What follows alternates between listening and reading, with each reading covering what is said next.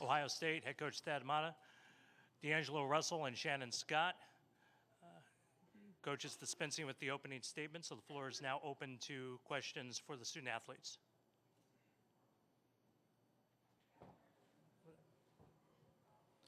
Thad, that one kind of had it all, but Name and affiliation, please. Oh, I'm sorry, Bo Bishop, 10 TV in Columbus. You got a freshman and senior up there, and both of those classes were huge. D'Angelo, obviously, Shannon with 10 assists. Really the best of your team, kind of your freshmen lifting, and then your seniors with big plays as well. Is that to me? Yeah, to you, Thad. I'm sorry. I'm sorry. This is only for the student athletes I'm right sorry. now. Coach I'm Matta will sorry. answer questions after that. Yes, Well, Bo, you're that's right. fine. It can go to those two. Any one of you guys? Just talk about the way the freshman class and the senior class played big on the big stage. D'Angelo and Shannon. I got you. I mean, Shannon made it easy for everybody. I mean, he was breaking the defense down. And, I mean, like you said, he had 10 assists. He probably would have had more if we would have finished the bunnies for him. But, I mean, he made it easy. He played great today. I mean, our biggest thing was making sure everybody was ready to play. I mean, guys stepped in, made big shots, especially Keita. D'Angelo always has pressure on him, so whenever he draws the guys, we got to step up and make plays, and I think a lot of people did that. Lindsay? Lindsay Schnell, Sports Illustrated. D'Angelo, did you have to get stitches just now? No, not yet. It hasn't happened yet. I think we're going after this.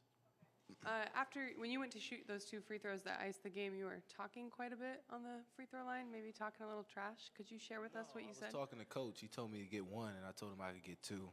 But, I mean, yeah, that was it. No, I got 2. I got 2. At the end, I got 2. We had one up front.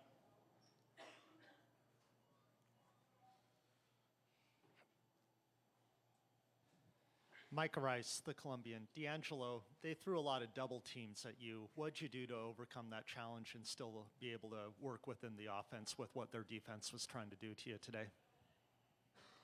I mean, it sounds simple, but I just passed. And, I mean, my teammates stepped up. Like he said, Keita Bates was huge. And, I mean, I made the right pass, and then they made the right pass from there. So they made it easier on me. Up front. Ari Wasserman, Cleveland Plain Dealer, Cleveland.com. D'Angelo, early in the game, like he said, they double teamed you. And how were you able to, break free a little bit and score 10 points during a crucial run to get you guys back in the game? And then also at the end, after you got hit, did that really stop you from seeing the floor, or how did that impact your game? The coaching staff made great calls and drew up great plays for us to just make basketball plays as a unit, and it had me going back door and coming off screens and stuff like that, just to set up the offense that they were playing. They were playing great defense on me, and they were face guarding me, so it forced me to go back door and use screens. So I get a credit to the coaches. Tim Shoemaker, 11 Warriors. D'Angelo, you and Jay Sean have had a lot of success this year as freshmen, but how nice was it for you to see Keita hit a shot like that in this game? You look like you were pretty fired up. You went over and hit him a few times in the chest after he made that 3. I mean, Keita's huge. We see it every day in practice. We know what he's capable of. I mean, it just comes with confidence, and I feel like that's what anybody on our team, the confidence will raise everybody's level of play. And I mean, you're seeing a star in the making with Keita. He just needs the confidence, and I mean, like I said, we know what he's capable of. So. Stephen Alexander, Portland Tribune. Shannon, can you talk about just how physical and sort of chippy it got, especially at the end out there? Yeah, I mean, we knew they were going to play a physical game from the get-go. They pressed for the whole 45 minutes, so, I mean, they weren't going away from their game scheme, but I think we did a great job of handling that and just the guys being ready to make plays after the press. Bob Baptist, Columbus Dispatch. Shannon, guards take over in March. That's what they say. Do you think that the difference in today's game was how you and D'Angelo were able to impose what you wanted to do in the second half and in overtime? I mean, I think we both try to have an impact on the game in some way or form, but it wasn't just us. I mean, Amir had a great game. Jay Sean had a great game. Keita had a fantastic game for us. I mean, everybody stepped in and did what they had to do. We're not going to just rely on us two to make plays all the time, so they got to step up, and they did a great job with that. Blake Williams, Buckeye Sports Bulletin. For both D'Angelo and Shannon, it seemed like the press wasn't really too effective against you guys. They sort of kind of even backed it off there late in the second half and maybe even a little bit in overtime. Why were you guys able to get by the press so easily? And did you see them maybe afraid of you guys in the press a little bit and pulling back?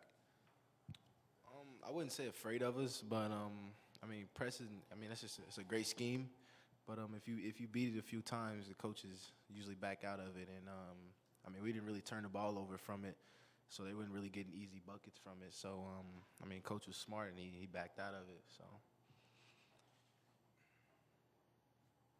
D'Angelo, Jeff Eisenberg from Yahoo Sports. What happened on the layup that you were contesting where you got the cut, and can you just kind of describe that play a little bit? I mean, I seen him with the ball. I had no clue that it was a flagrant or whatnot. I just tried to contest it, and 5 minutes later, I was shooting free throws for a flagrant. So, I mean, I had no clue, honestly. Dan Christopherson from Coin TV. D'Angelo, first taste of March Madness. How exciting was that? You get an overtime game, and is it good now that you have one under your belt, you feel? I mean, definitely. I mean, I watched this my whole life, and just knowing that a lot of great teams go down and a lot of underdogs achieve, and just with the mentality that anything can happen. Coach has been preaching it for weeks now that anything can happen, and I mean, there's been games on today where it messed up everybody's bracket. So just keep that mentality. It feels great to be here to success to the next round. We'll take 2 more questions for the student athletes. Shannon, do you ever have to guard D'Angelo in practice? And if so, what's it like? Yeah, I mean, I guard him every day. So what all those other guards have to go through once or twice a year, I mean, I go through that every day. So it's hard to go through, but I mean, it's fun playing against him. It makes me a lot better as a player. A follow-up, Bo Bishop, 10 TV, kind of a follow-up to that one. In a game like that, you've watched these tournament games, you've been in these games, it's going back and forth. Take me inside your mind a little bit the last couple of minutes, knowing this could be the end. You want to play another day, survive in advance. Emotionally, what's it like to finally see that clock strike 0 and you guys move on? Yeah, I mean, you don't want to think about it like that. Like, if we lose, I mean, it's all over. But you just want to find a way just to have your team playing their best ball. And I think everybody realized at the end of the game that we have a chance to win the game. We just got to come out and just keep playing our game and stay consistent with what we had to do. And I think everybody did a great job with that. Shannon, D'Angelo, thank you very much. Good luck in the next round. Thank you.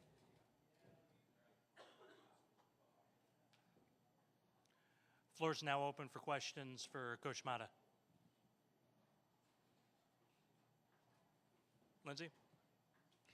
Thad, how creative do you have to get to help D'Angelo get shots, or is this the great thing about him? He can do it on his own. A little bit of both. I think from the standpoint, if you can create some angles for him and give him a half second, he's so good at making the right read.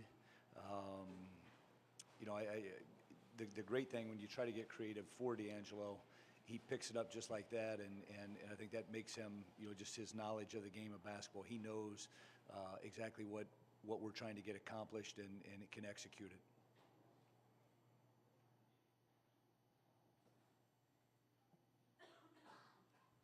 Ari Wasserman, Cleveland.com. Thad, you talked, for years about how this tournament's all about matchups. Seems like you guys matched up really well with VCU today in terms of having the guys to break their trap and whatnot. Can you talk about how you matched up across the board with VCU today? And then the next thing is Arizona's a completely different team size-wise, but might not be a favorable matchup. Just compare and contrast those two things. Well, I think from the standpoint, with VCU, they haven't pressed as much as people probably think they have since they lost the Weber kid. But I felt good that Shannon and D'Angelo were good enough to get through the press and make the right reads, take care of the basketball. It is matchups. I think you look at there was really like 3 different games being played out there today. There was the big lineup for both teams. There was a small lineup for both teams. There was a zone lineup. There was a lot of different things going on to create the matchups that we were trying to get. I think in terms of Arizona, they are probably completely different in terms of how VCU plays. The big guys in Ashley and Tarzuski, are definitely monsters down there. We got to come up with something. Far side. Bo Bishop, 10 TV. Thad, that one really had it all for you guys, everything that you'd want, good or bad. And yet I feel like we've seen that game a lot with you guys, a little bit of a sluggish start. You guys make an adjustment, make a run, and then it comes down to the end. What's that like for you coaching in a game like that, and then having a kid like Kieta make the shot that he did, and all the things that kind of happened to make it go the way it did for you guys? Well, I think this in terms of the runs, and we had talked to our guys, VCU is probably as good as anybody in the country of putting a run on in the games that we had watched, and it was astonishing watching how they could get going. As we get down 12, and I said, there's one. They've got about 3, maybe 4 in them. Now we got to get this thing cut down. I think we went in the last time out, the first half down 7 or 8, and I said, hey, let's just try to cut into this lead right here, and we got it to 1. I think from the standpoint of trying to mix and match with those guys, and I got to be honest, I forgot the second part of your question. I'm just up here babbling. So could you one more time? Just when it strikes 0 and it's oh, okay, yeah. Well, I want to say like a relief feeling. I told our guys, I've been doing this for a while, and one of the greatest feelings in college basketball as a player, as a coach, is to hear your name advances. And sometimes in this tournament, you got to go unconventional. You got to find ways, and guys have to step up. I mean, Keita did just a phenomenal job of knocking down the 2 open shots that he had, and as I said, we'll go back to the hotel, take a deep breath, and start our preparation in terms for the next one, and know that it's another great challenge for us. In the back. Damian Alameda, CBS Tucson. Thad, what is your initial reaction, speaking of moving forward, taking on good friend Sean Miller once again? Well, Sean and I have had some, number one, it's amazing to think back that, 20 years ago or whatever, he and I were sharing an office together in Miami of Ohio, and the time we spent together, working together, we lived like a mile apart from each other for 3 years in Cincinnati, and I'm very happy for Sean and the job and the program that he has built at Arizona. I know this. He's got one of the best teams in college basketball. There's no question about that, and he's done a tremendous job with these guys. I don't like coaching against friends, but when you do this long enough, you have to do it. We've had a couple of phenomenal battles over the time, and I hope we get to that point with them on Saturday whenever we play. Bob Baptist, Columbus Dispatch. Thad, why the zone and why today? You've been threatening to use it for a long time, but the only reason I did it was because of all the people that had questioned me for playing it earlier in the year, and it won us a game today in the NCAA tournament. No, we were struggling guarding them, and they went small on us. And then when they went back big, or I'm sorry, they were big, and we decided to go with it. And we had seen from Fordham to Davidson, they slowed down a little bit against the zone, and they were on that run on us, and we decided to try it for a couple possessions, and I thought it was pretty effective. Give them credit, they figured it out, and then we kind of mixed and matched from that point to what they were doing. I thought our guys did a pretty good job in it. Thad, Bob Hunter, Columbus Dispatch. Right there toward the end of regulation, a couple minutes to go in regulation, Amir grabs this rebound, goes out of bounds, fouls the guy out. He screams at the camera, he's waving, and he's in there. He says he was really focused, was really feeling the moment and all that. I mean, how much do you need that? You're playing a big team in Arizona, and he hasn't always shown that emotion and all that. Well, we have to have that to have a chance to win. I think from the standpoint of his energy, we were laughing. I told him I'd never seen anything like that on that layup in the first half. They got wedged between the bucket. I'm like, man, oh man, how is this kid going to respond? And I was very, very proud of how Amir played. Like you said, when he has that emotion, I think he's a better basketball player. We talk to him about it often, and I know this. He's very aware of the challenges that lie ahead with Arizona's size on Saturday. Antonio Gonzalez with the Associated Press. You've seen D'Angelo throughout the year have these spurts where almost looks unstoppable sometimes. He started a little quiet in the last 5 minutes of the first half, really kind of took his game to another level. When he gets in that kind of mode, I mean, what is it like as a coach, and what do you tell him when he's doing that? Yeah, well, I think one of the biggest things with him is sometimes we've got to prod him a little bit. Like, I was not happy when he missed the layup in the first half. I think that's when we got down 12 and we took the timeout. But he's shown throughout the course of the year that, as you're saying, he can get kind of rolling, and sometimes he wants to get a feel early on for how teams are trying to guard certain situations, and to his credit, he's very good at figuring out, and back to her question, when you put stuff in throughout the course of the game, he picks up on it really, really quick and does a great job with that. And the other thing I would say about D'Angelo is he's a winner. The kid loves to win, and he's going to do whatever he can to win basketball games. 2 more questions. Thad, going back to the zone, VCU's second to last offensive possession with about a minute to go, you guys came out of a timeout. They missed that 3, and you went man out of the timeout. You hadn't been man right before, right? Did you think they were drawing up a play for zone? Yeah, they went small, and that's when we went back to man-to-man. And I think, if I'm not mistaken, they got us on the substitution because I think we had a mirror in there at that time. We weren't using a mirror in the man-to-man situations when they had their bigs out, and fortunately we got a challenge and a great rebound. One last question.